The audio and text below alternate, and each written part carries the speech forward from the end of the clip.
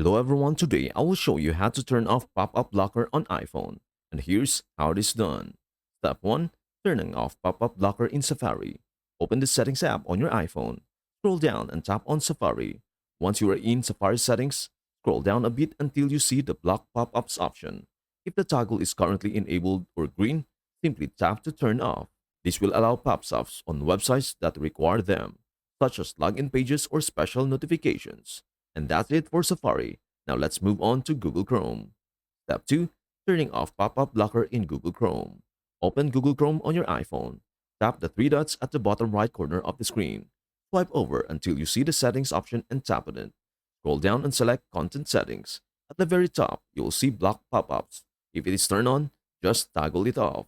Tap Done to save your settings. And that is everything you need to know about how to turn off pop-up blocker on iPhone. Before we end, may I humbly ask you a favor? Please do like, share, and subscribe to our channel. This means the world to us. Thank you so much for watching. We hope to see you in our next video.